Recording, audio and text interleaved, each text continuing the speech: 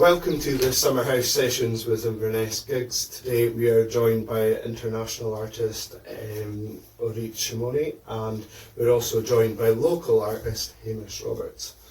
We're wondering, being international, from the Inverness audience, not many people will know of you. I was wondering if you would be able to tell people a bit about yourself and your music.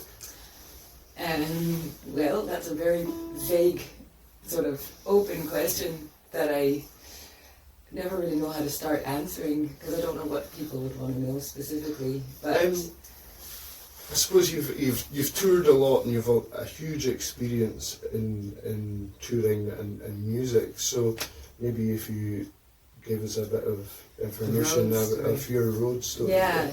I did music, was busy with it one way or another my whole life, and didn't really start performing until I was old enough to sort of play in bars and things like that. And I would find little gigs here and there, and just got started without any particular ambition. I just really wanted to do it. I loved singing.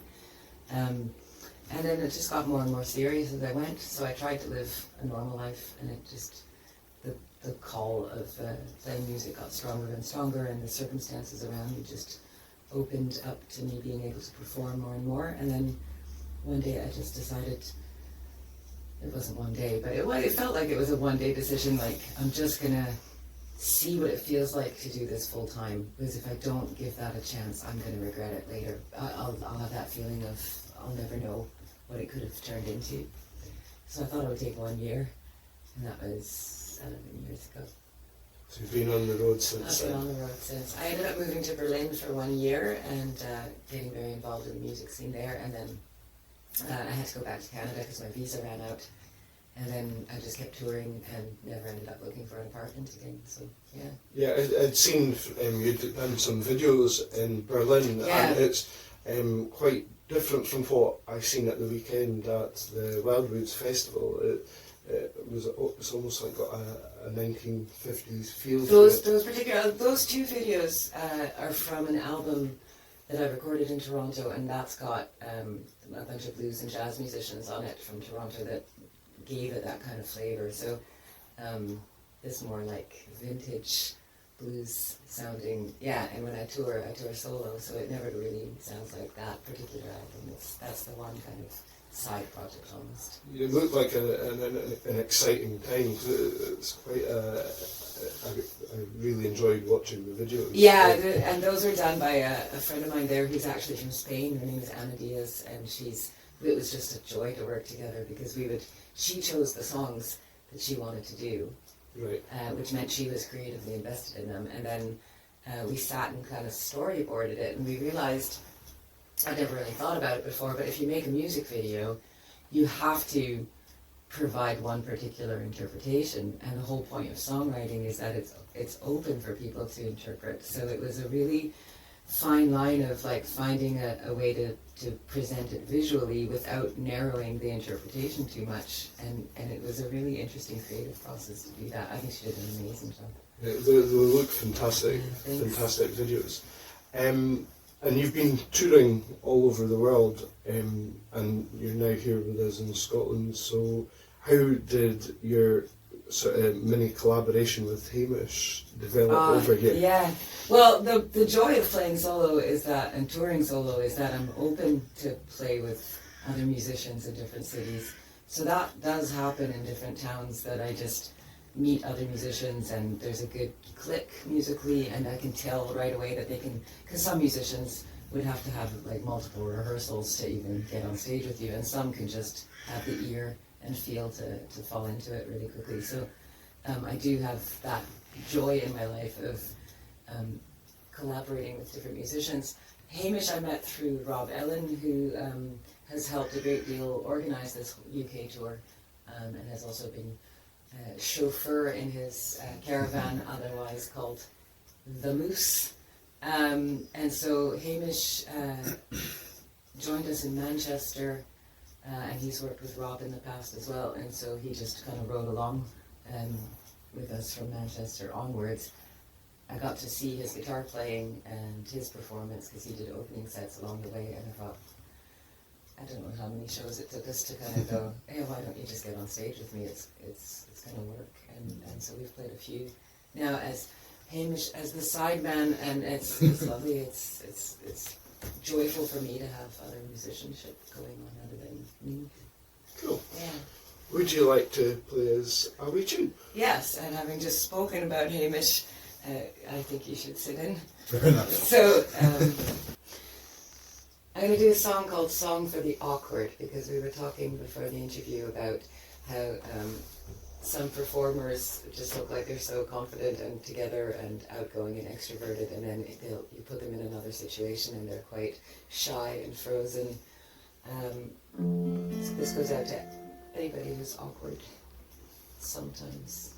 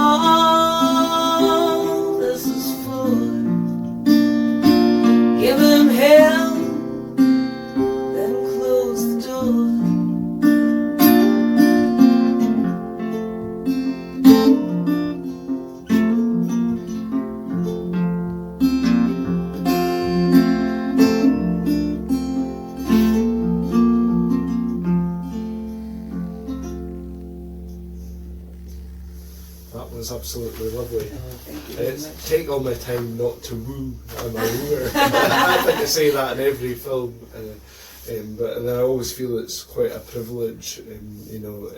Before David started helping me, I always felt that it was just like I was getting a private You're being concert serenaded. in my own Summerhouse. So it's absolutely smashing. Oh, please. So what parts of your tour so far have stood out for you? Of the UK part? Oh, well, first of all, I've been wanting to come out here for so many years, and it's just a little bit tricky trickier than the rest of Europe because I do need a work permit to come here, and so I just didn't know how one works that out, and I'm terrible at just asking people, hey, how do you do this? And everything just got lined up well. The scenery has just been breathtaking.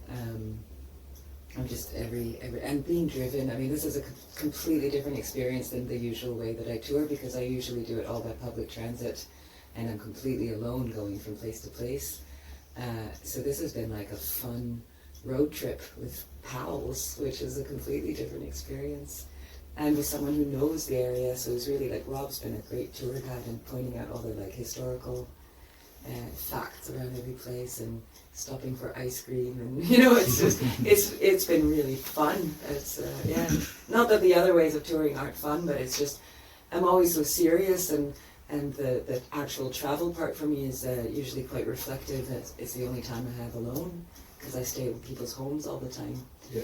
So that's kind of my processing thinking time, and this has just been like pure silliness and laughter and lots of filming and just snacks, lots and lots of snacks. Tesco's got good gluten-free products, so it's just been this entirely different experience than anything I've ever done before. Yeah, because travelling as a musician, a single musician on your own, unlike a band, can be quite a lonely affair. It is. I mean, it's. I'm not really alone ever, because I stay in people's homes. It's not like I'm staying in hotels or anything. So I'm surrounded by people all the time. The loneliness I feel, is that there isn't anyone to witness more than one thing at a time with me. Yeah. Right. So I've got all these friends in the one show or the one, segment of tour where I stay in one town, and that catch-up session with the friends I'm staying with. But then as I move to the next place, there's no one to kind of join me on the journey part of it, or notice the coincidences that I notice on the road, or just, experience more than one show with me at a time. So that's been really interesting. It's been great for the most part. It's also been like, it's just very different. Some things are off-putting about it, like if I tell the same joke 3 nights in a row at a show, normally nobody knows that but me, right? So now there's like, shit, they've heard this story before. Will they think I'm being inauthentic? So there's certain things I've been more self-conscious about having kind of travel companions, but for the most part, it's just been.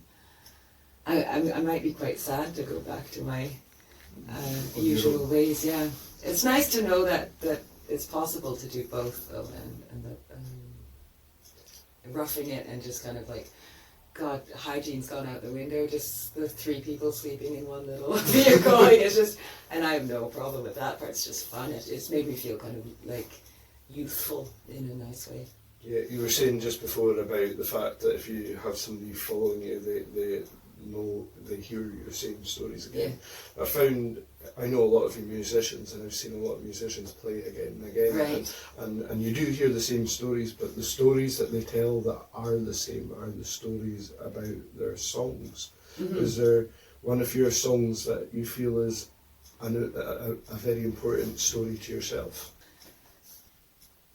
All the songs have a story. I don't remember where I wrote every single one of them or what the circumstances that led to it, but they're all so deeply personal that the song I'm going to sing and the story I'm going to tell is the one time that it wasn't personal, because it created such a different type of song. And there is a good story behind it. A friend of mine was walking down the street in Toronto, and he looked down at the ground and saw a piece of paper, and he bent over and looked at it, and it said, "Dear Marla," and that's the only thing that was written on it.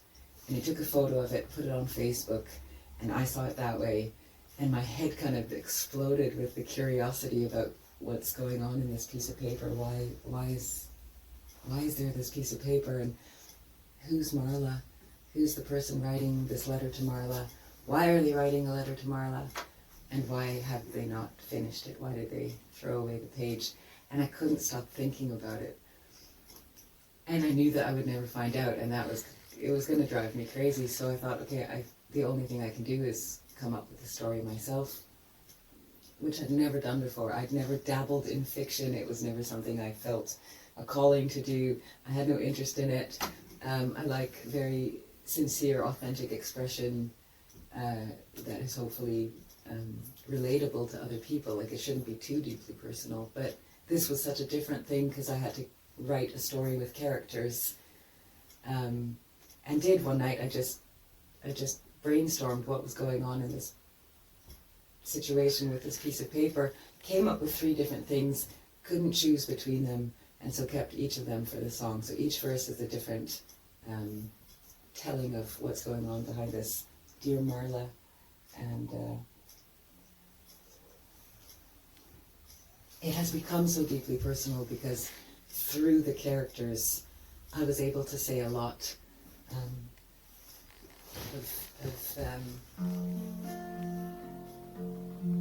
my reflections and perceptions of how human beings interact with each other. So.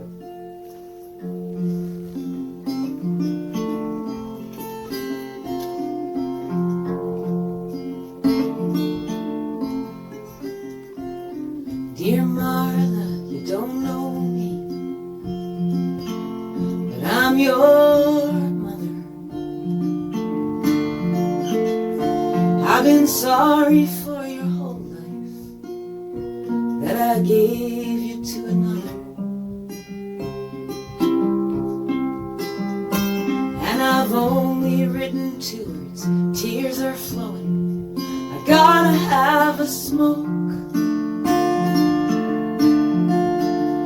No, I wish I could have kept you, but my life then was a joke. And Marla, I've imagined meeting you someday. I just can't write this letter, I'm afraid of what you'd say.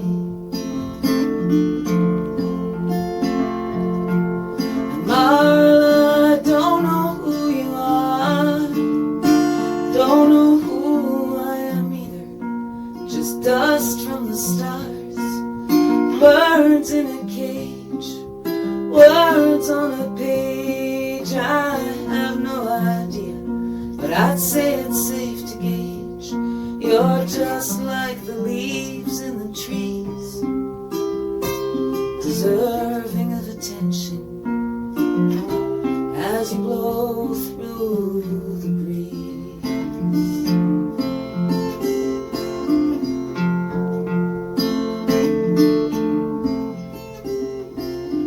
Dear Marla, you don't know me, but I see you every day, and I watch you pour the coffee from outside your small cafe. And I only know your name because I heard somebody yell it loud. I think it was your boyfriend, you didn't seem too proud. And Marla, I'm not the stalking type, just think you could date nicer guys. You smiled my way once, must have been sun in your eyes. And Marla, I don't know who you are, don't know who I am either, just dust from the stars, birds in a cage, words on a page. I have no idea, but I'd say it's safe to gauge you're just like the leaves in the trees, deserving of affection as you blow through the breeze.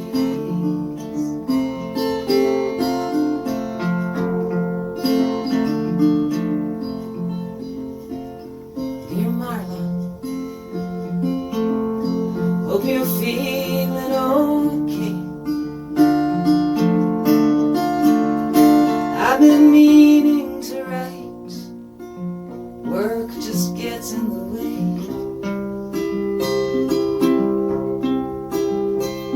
And Marla,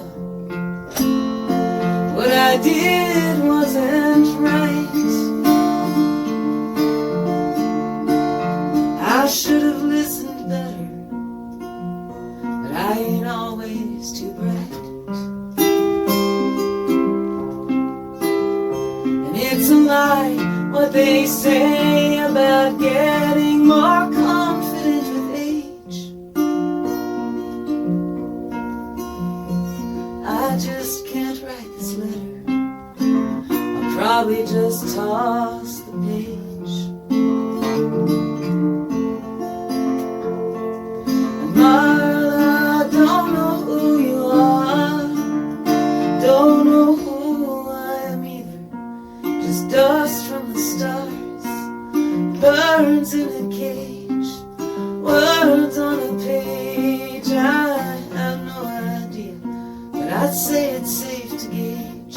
You're just like the leaves in the trees, deserving of love as you blow through the breeze.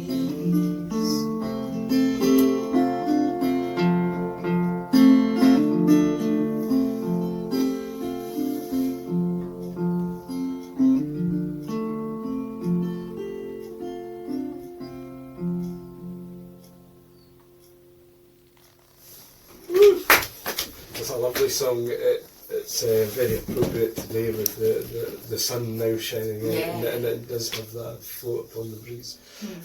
My next question is kind of based at you individually, and how do you feel when you pick up your guitars and you play a song and you sing, whether it be here or at home or at a gig? How do you feel?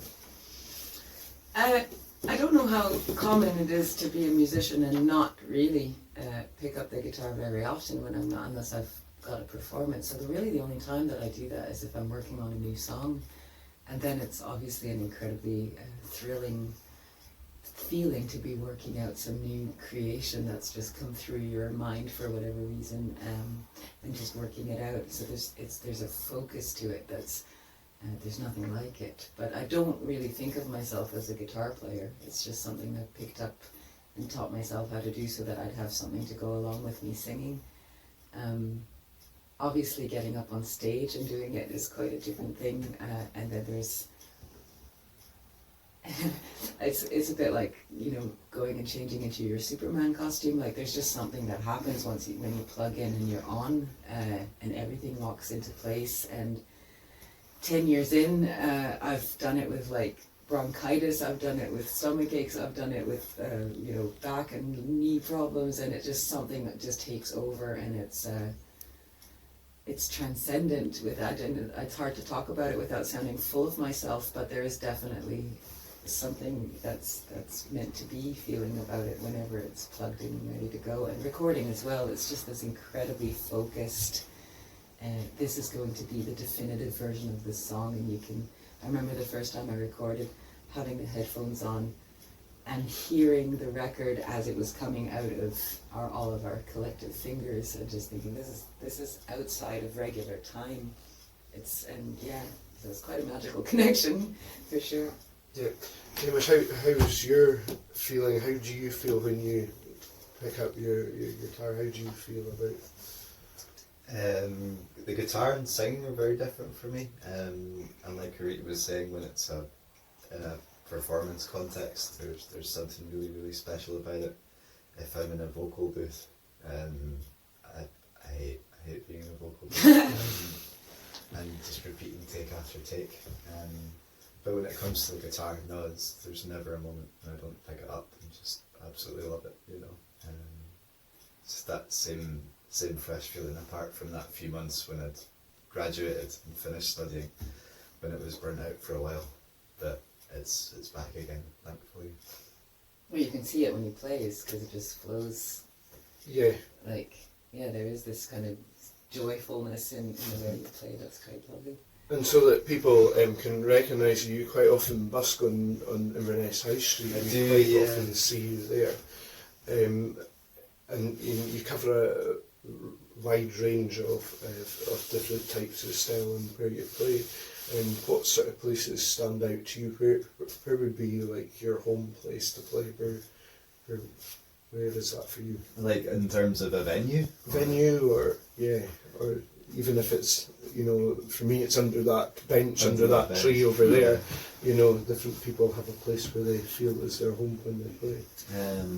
I guess in terms of practicing, there's a very similar setup to what you've got here in the back garden at my folks' house in Inverness.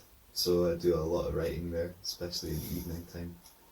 In terms of busking, probably the cross between Buchanan and Sauchiehall Street was a kind of home place for a while, and now it would be the middle of Inverness High Street, just where the steps are.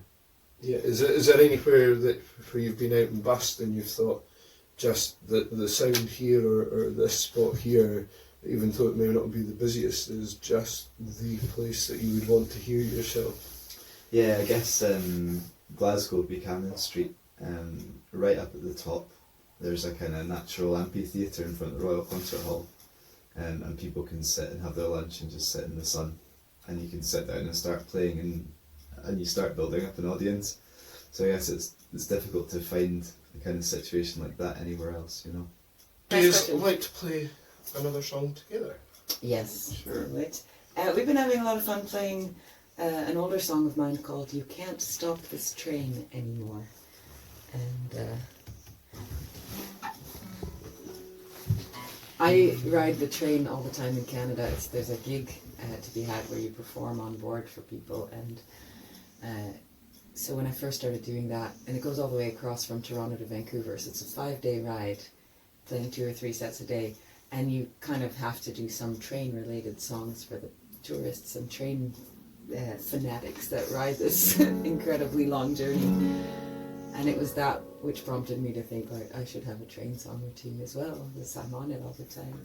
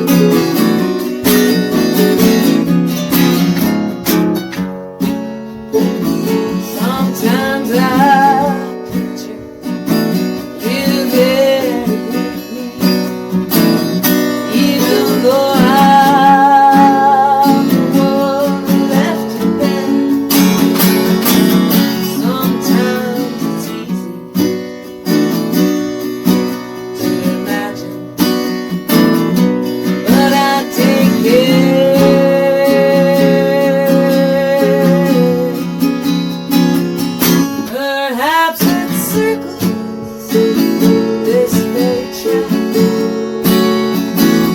and the way forward is the way back. But there's one thing that I know for sure: can't stop this train.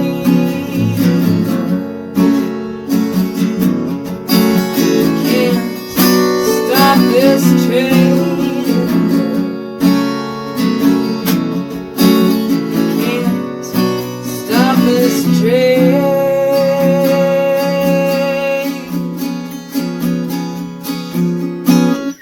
anymore.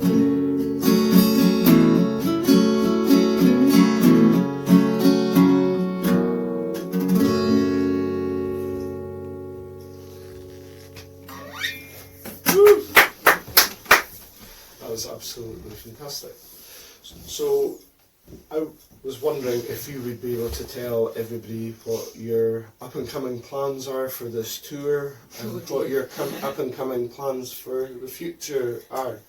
We are playing tonight at, I believe it's called Wasp's Art Gallery in Nairn. Right. And then tomorrow we've got, is it Ardesir? Is that how you pronounce it? Ardesir Ardesir. International Folk Festival. Thank you. Folk Club. I Folk think. Club, Yeah. there we go. That's pretty. This is the first tour where I haven't had to memorize all of my tour dates because I don't have to do the looking up bus and train schedules. So people have asked me where I'm playing, and also there's names of towns and venues that I've never heard before, and I tend to just sort of look like, right, where do I have to be tonight and where do I have to be tomorrow, because it's just so many details otherwise. But I'm quite proud of the fact that I remember the names of where we're playing tonight and tomorrow. And then on June 20th, I have to fly back to Canada because on June 21st I have a show in Montreal, and I've got my Canadian dates to play and enjoy again. Then I come back to Europe in October for a German tour and a Dutch tour in November, and I'm seriously scheming and trying to figure out. I will be back in the UK next August and September. That's a fact that I have now said out loud a few times. I've been booked into a little wee festival, so I'm definitely coming back. And now I've got a year to plan it and make a big to-do about it. So, and my 10th album should be out by then as well. So. Do you have a name for the album? No, it's out, it's mastered, it's really ready to go, but the title and the artwork are still up in the air, and I'm going to release it in the spring, I think, so there's time, but I'll be back with it. So people can join the newsletter that you can sign up to on my website or Facebook, and they'll not miss a beat if they do that. That's absolutely fantastic. I was wondering if you would play us a song out? Yeah. Sure. I'm going to do a song from my latest album, which is called Lost. Hallelujah was also from that album. But this is a song from my latest album, which is called Lost and Found on the Road to Nowhere. And it was recorded in Holland with a lovely Dutch musician by the name of Martin van de Vlucht. And it's the whole album really feels like it's my most road album, because the collection of songs on it and the sound itself somehow really represents the kind of the highs and lows, the existential angst involved, and the just really feeling lost and found all the time, living this way, and very much thanks to the people that I keep meeting along the way. I just have this ever-growing perspective on life and what it means to be a human being, which feeds my songwriting constantly. So a friend of mine asked me if I get a lot of reading done, and I shamefully said, yeah, not really anymore. And then she said, I guess you don't have to, because you're meeting people and their stories all the time. And I thought, yeah, that's exactly right. It's like reading or watching movies, only it's real life. This is called Where to Begin.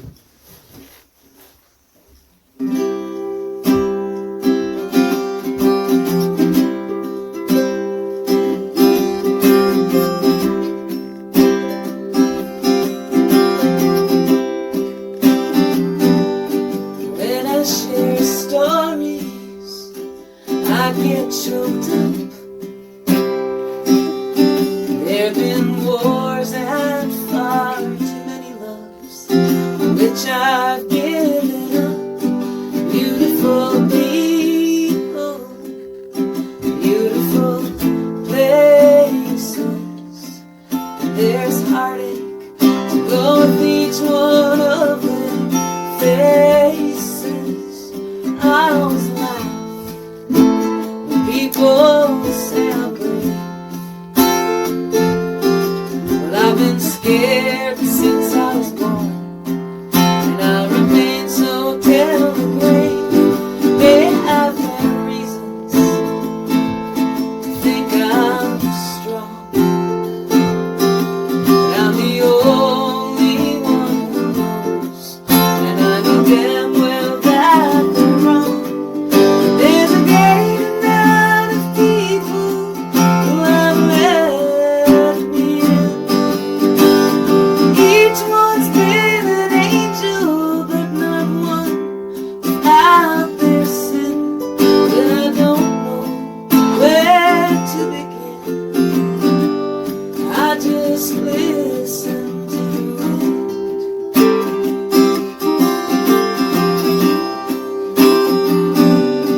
When I'm quiet, I hear their stories too.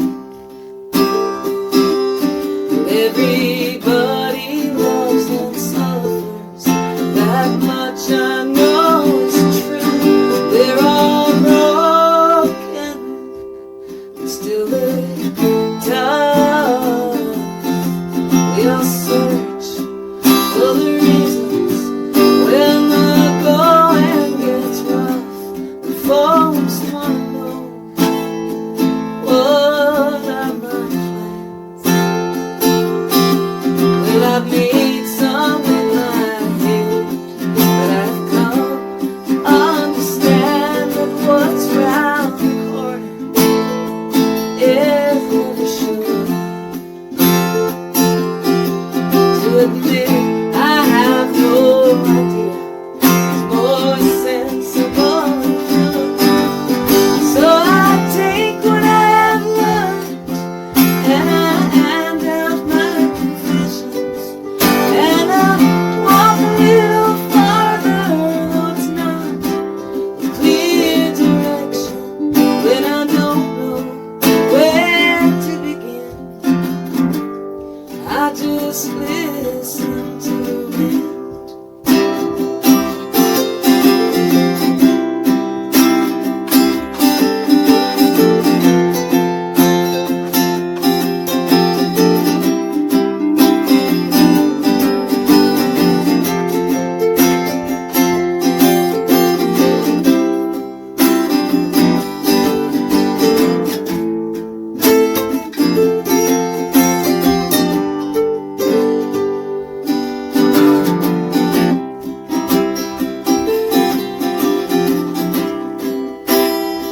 I'm not immune to stormy weather.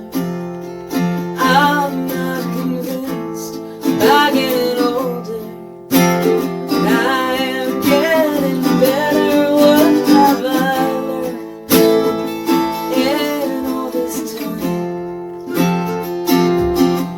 that is worth something real outside these melodies and rhymes? Still they come to me from places that I cannot quite explain, and they don't solve any problems, but they help to ease the pain. When I don't know where to begin, I just listen to the wind.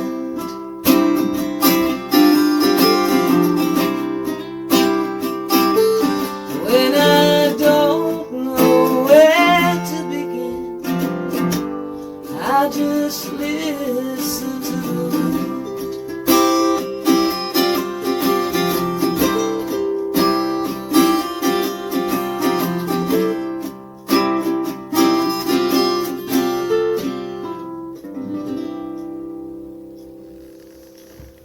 That's absolutely lovely. Thank you very much. You have got quite a musical bond there. The Oh, kind of totally. music comes across really well. Yeah, it's just such a joy to play with someone who's got just a good instinct and is attentive. It's really lovely to know that it's a trust that I have to put in somebody if I invite them on stage with me, and I don't do that with everybody that says they can play guitar. He's got a really good feel. I can talk about you in second person. You've got a lovely feel and intuition about where songs are going, and he also knows to hold back when he's not sure where it's going. And so many just kind of step on your toes when you invite them up. So yeah, it's been a very wonderful experience playing with Hamish.